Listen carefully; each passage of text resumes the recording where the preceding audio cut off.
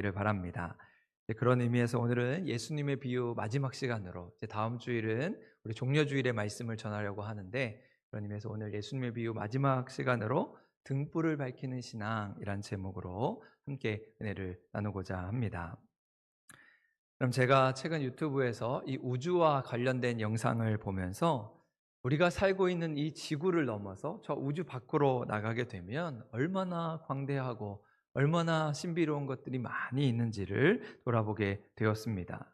그러면서 우리가 티끌과 같은 존재로 이 작은 지구 안에 살아가고 있다는 것이 얼마나 놀라운 기적인가라고 하는 것을 돌아보게 됩니다. 그저 우리는 기껏해야 100년이라는 인생을 살아는 인생이지만, 그냥 저 우주로 나아가면 우리가 상상도 할 수 없는 정말 오랜 시간 동안 품고 있는 그 우주의 수많은 사연, 우주의 수많은 비밀들이 우리에게 신비로움을 전해주고 있음을 보게 됩니다. 그러면서 4년 전에 우리가 흔히 이제 나사라고 부르죠. 미국 항공우주국에서 제임스 웹이라고 하는 우주 망원경을 발사해서 이제 우주 전체를 조금 더 자세히 관측하기 위해서 그렇게 시도를 했습니다. 그러면서 그 우주 망원경으로 찍었던 사진들이 이제 인터넷상에 공개가 되면서 이 우주의 이 경이로운 너무 아름다운 모습에 사람들이 감탄을 금치 못했습니다.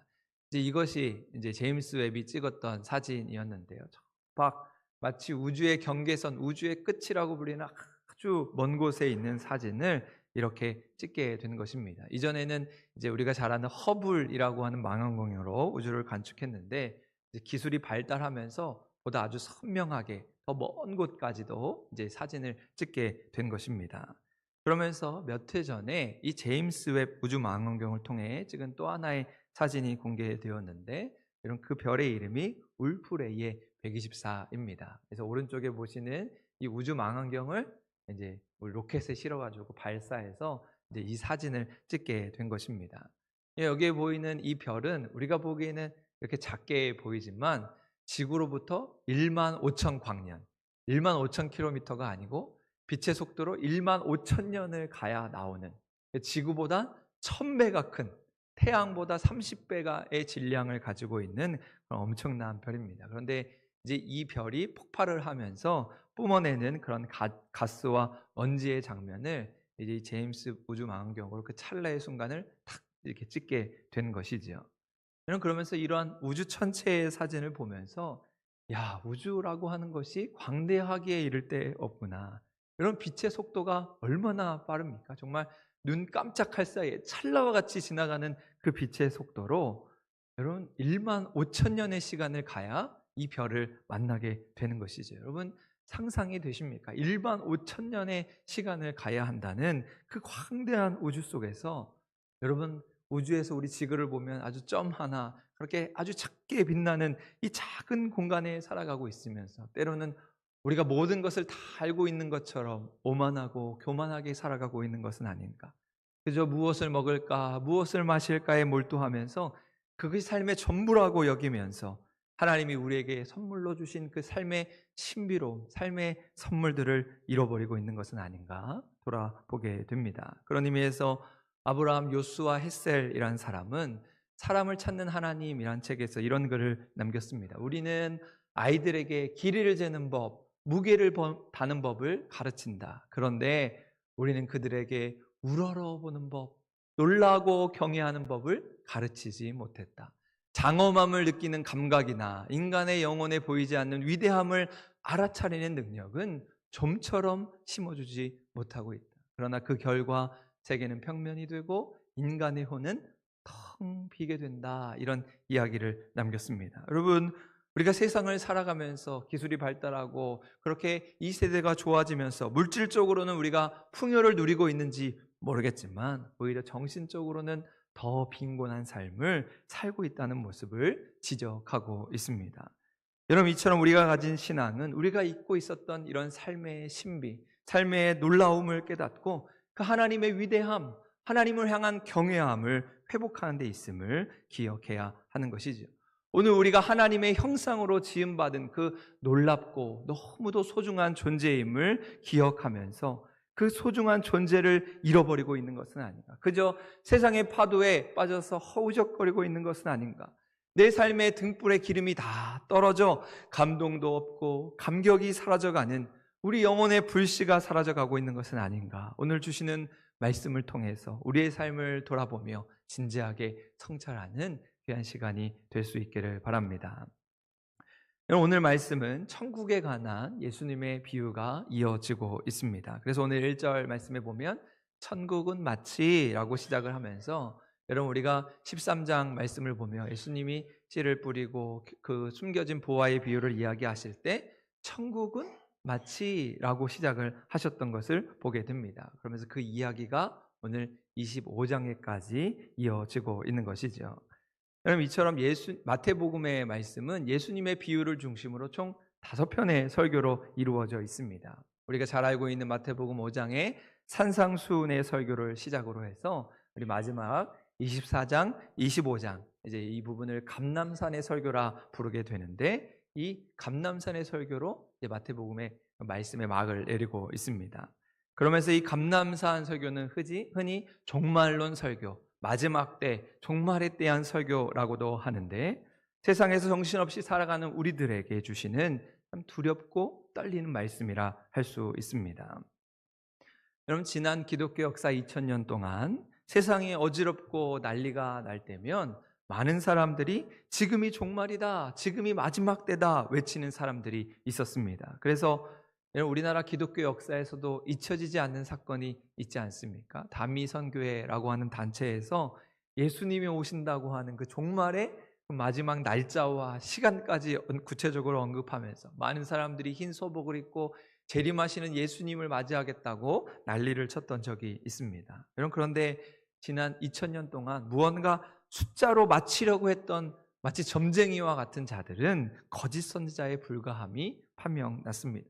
예수님이 몇 년, 몇 월, 며칠에 재림하신다고 예언했던 사람들은 모두 이단으로 여겨진 것이죠. 그래서 예수님은 이 종말에 관한 설교를 하시면서 분명히 말씀하셨습니다. 난리와 난리 소문을 듣겠으나 너희는 삼가 두려워 말라. 이런 일이 있어야 하되 아직 끝은 아니니라. 난리가 날지라도 그 끝을 알 수 없다는 것이죠. 그래서 이어지는 말씀에 보면 그러나 그날과 그때는 아무도 모르나니 하늘의 천사들도 아들도 모르고 오직 아버지만 아시는 그 마지막 때를 아무도 알 수 없다는 것이죠. 그러면서 이어지는 24장 42절 말씀에 보면 그러므로 깨어 있으라. 마지막 때를 알 수 없으니 우리가 깨어 있어서 어느 날에 주가 임하는지 알지 못하기 때문에 더욱더 깨어 있어야 한다는 것이지요. 여러분 그렇기에 우리는 언제나 깨어 있으라는 주님의 말씀을 가슴에 담고 두렵고 떨리는 마음으로 살아가야 하는 것입니다. 오늘 주시는 본문 말씀을 통해서 예수님이 비유를 가지고 우리의 신앙을 돌아보아야 하는 것이죠. 우리가 어떻게 깨어 있을 것인가, 우리에게 교훈하시는 말씀에 귀를 기울여야 하는 것입니다. 오늘 말씀은 신랑을 맞으러 나간 10명의 처녀들에 관한 이야기를 전해주고 있습니다. 예수님은 계속해서 이 천국이 어떠한 곳인가 라고 하는 것을 설명하면서 당시 유대 사회에서 흔히 찾아볼 수 있는 결혼식의 풍습을 통해서 우리를 하나님 나라의 세계로 인도하고 있습니다. 여러분 사실 하나님의 나라 천국을 우리 인간이 가진 언어로 설명하기란 불가능한 일입니다. 그래서 예수님은 계속해서 다양한 비유, 다양한 이야기를 통해서 하나님 나라가 어떠한 곳인가를 우리에게 그려주고 있습니다.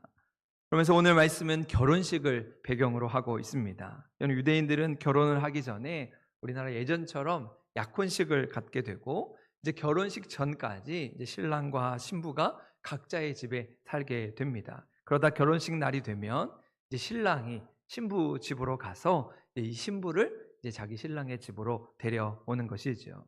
여러분 그때 신부들 친구들이 하는 역할이 있었습니다. 여러분 유대 사회에서는 늦은 밤, 저녁이 하루의 시작으로 여기기 때문에 이제 늦은 밤, 이 늦은 저녁에 신랑이 올 때에 이 신랑을 맞아 영접하는 일이 친구들이 하는 일이었습니다. 또 하나는 이 신부의 들러리가 되어서 이 신부와 함께 신랑의 집으로 함께 동행하는 것입니다. 그 낯선 신랑의 집에 가서 그렇게 적응을 못하는 신부의 마음을 좀 달래주고 함께하기 위함이었던 것이지요. 여러분, 그러면서 오늘 말씀을 가만히 보면 오늘 이야기에서는 이 신부의 친구들인 이 10명의 처녀들이 주인공이 되어서 핵심 역할을 하고 있는 것을 보게 됩니다.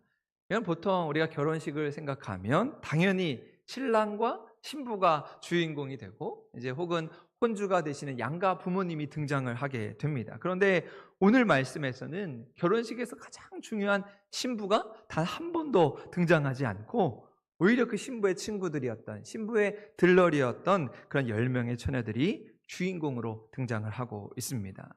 그리고 그 신부의 친구들 10명의 처녀가 이 신랑을 맞이하기 위해서 어떻게 이 등불의 기름을 준비했는가? 그것이 바로 천국을 준비하는 자들의 모습이다. 그래서 오늘 예수님은 천국은 마치 이 10명의 처녀와 같다. 이 처녀의 모습에 천국의 이야기를 전해주고 있는 것이지요. 그러면서 항상 깨어 있어야 한다. 항상 영혼의 등불을 가지고 등불을 밝히는 자들이 되어야 한다는 분명한 메시지를 우리에게 전하고 있는 것입니다.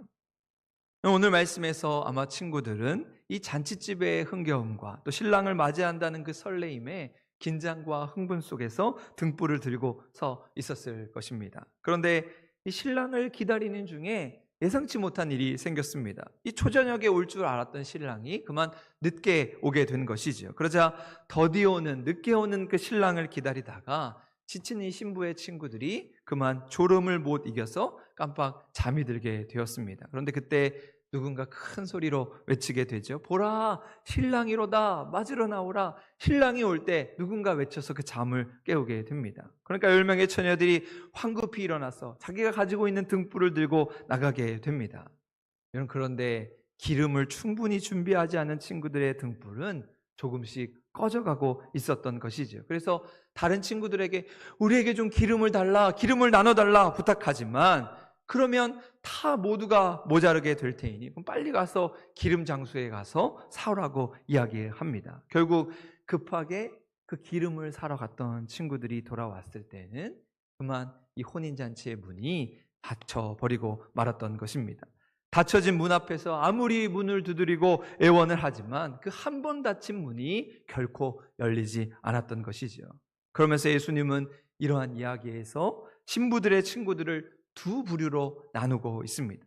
등불을 밝힐 기름을 잘 준비해 두었다가 신랑이 올 때 그 신랑을 맞이했던 처녀들과 또 잠자다가 기름을 준비하지 못하고 그 혼인 잔치집에 들어가지 못한 처녀들, 이렇게 두 부류로 나누면서 한 부류는 슬기로운 다섯 처녀라 부르고 다른 한 부류는 미련한 다섯 처녀라 부르고 있습니다. 그럼 여기에서 미련하다고 하는 말은 앞날을 내다보지 못한다, 얼이 빠져 있다라고 하는 뜻을 내포하고 있습니다. 그래서 5절 말씀에 보면 그 모습을 이렇게 표현하죠. 신랑이 더디 오므로 다 졸며 신랑이 언제 올지 몰라서 앞날을 생각하지 못하고 졸며 자며 있었다는 것이지요. 얼이 빠져서 기름을 준비하지 못한 그 모습을 미련하다, 어리석다 표현하고 있습니다. 그럼 이처럼 우리 모두는 신랑을 기다리는 신부의 삶을 살아가면서 그 안에서 때로는 슬기로운 자와 미련한 자로 나눈다는 사실을 기억해야 합니다. 그래서 예수님은 이 마태복음 25장에서 이 종말에 대한 마지막 때 주님이 오실 날을 말씀하시면서 여러 가지의 비유를 말씀하고 있습니다. 알곡과 가라지 비유, 양과 염소의 비유에서처럼 마지막 때 오늘 우리 교회 안에서도 어떤 이들은 알곡과 같은 자들이 있고 어떤 이들은 태워서 버려지는 가라지와 같은 이들이 있다는 것이지요. 단지 그 알곡을 지키기 위해서, 귀한 하나님의 성도들을 지키기 위해서 이 가라지를 태우는 심판을 연기해 둘 뿐인 것입니다. 그러나 마지막 최후의 날에는 양과 염소를 가르시는 것처럼 오늘 우리 중에서 옥석을 고르셔서 그들을 구원의 자리로 인도하신다는 것이지요. 이러한 말씀은 한편으로는 위로가 되는 말씀이면서 한편으로는 또 무서운 경고의 말씀으로 들려집니다. 위로가 되는 것은 교회를 다니면서 사람을 의지하지 말라는 것이지. 때론 우리 교회 안에서도 알곡이 있고 가라지가 있습니다. 우리가 판단할 수 없지만 하나님 보시기에 어떤 이들은 알곡과 같은 신앙으로, 어떤 이들은 가라지 같은 신앙으로 살아가는 것이죠. 그렇기 때문에 사람의 모습을 보고 실망하지 않고 그저 우리의 신앙을 지키며 하나님 앞에 바로 서야 하는 것입니다. 하지만 이것은 또 다른 경고의 말씀으로 들려집니다. 그저 우리가 교회를 다닌다고, 직분을 가졌다고 우리의 구원이 자동으로 보장되는 것이 아니라는 것이죠. 사도 바울이 말한 대로 두렵고 떨림으로 우리의 구원을 이루어 가야 하는 것입니다. 그러면서 오늘 말씀을 묵상하는 가운데 한 가지 의문점이 생깁니다.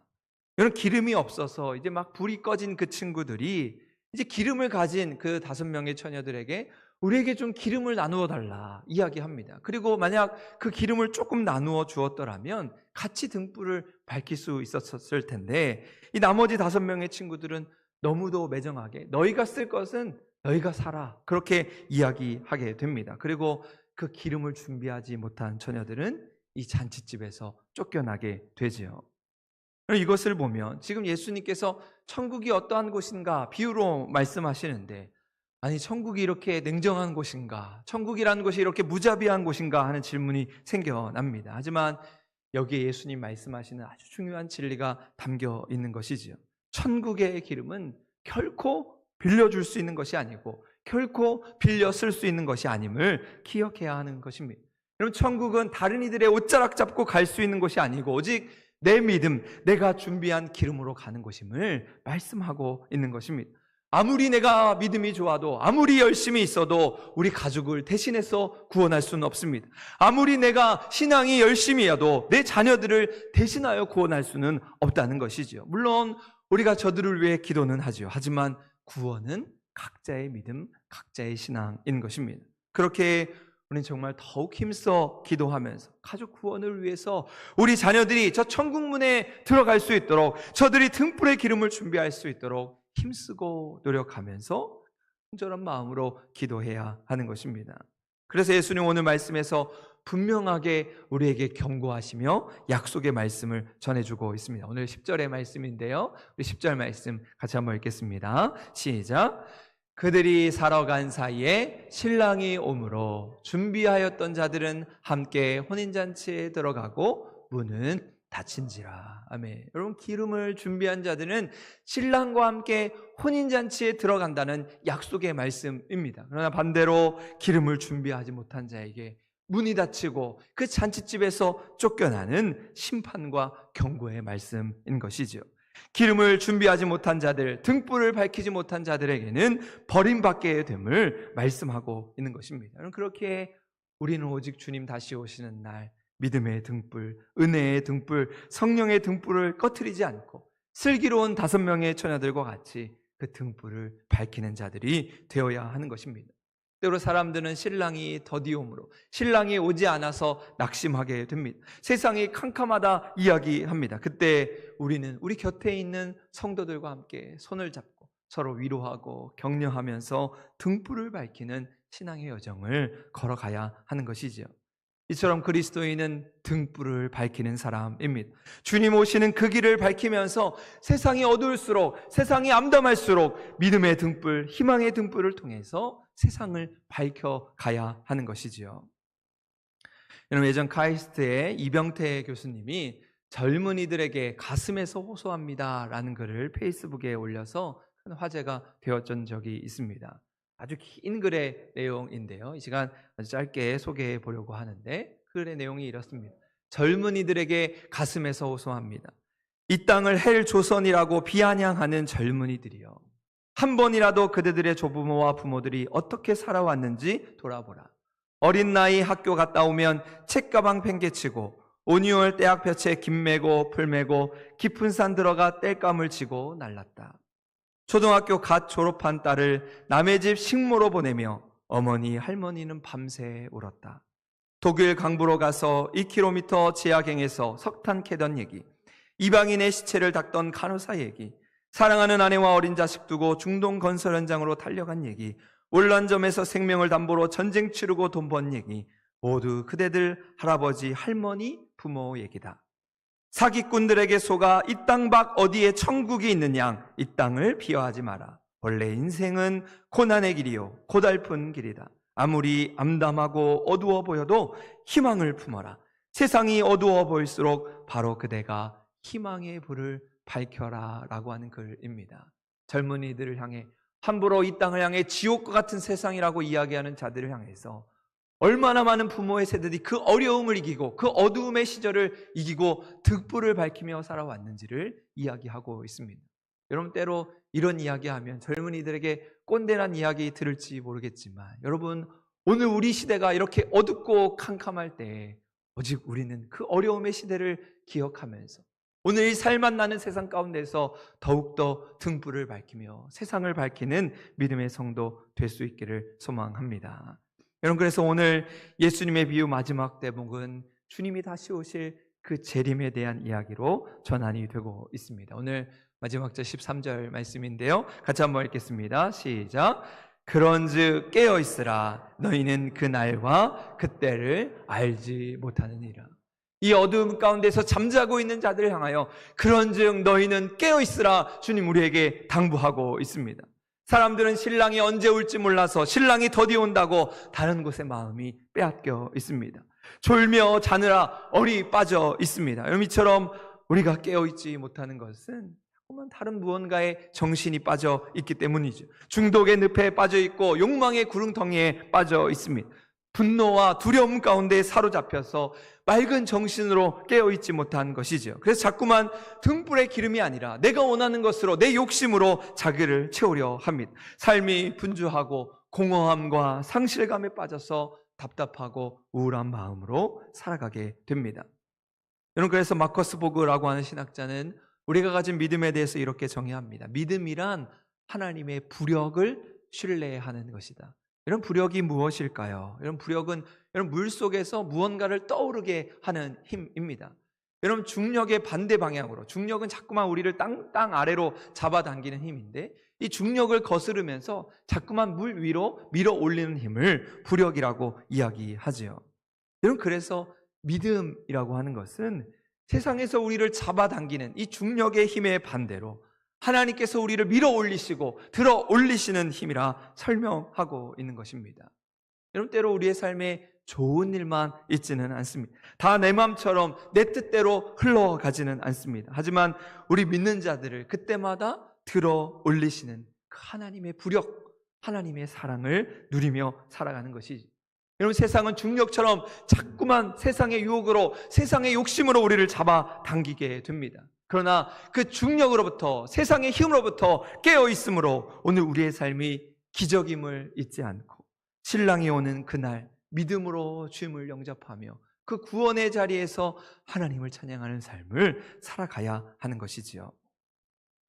오늘 목사님이 성령 운동을 하시면서 너무도 뜨겁고 열정적인 자기의 신앙을 이렇게 이야기했습니다. 저는 제 가슴에 불이 너무 뜨거워서 찬물을 부어야 할 정도입니다. 그러다 보니 우리 교회는 성령으로 뜨거운 교회이고 교인들도 기도할 때 너무 뜨겁게 기도를 해서 오히려 제가 저들의 머리를 식혀주는 것이 목표일 정도입니다. 그렇게 이야기를 했습니다.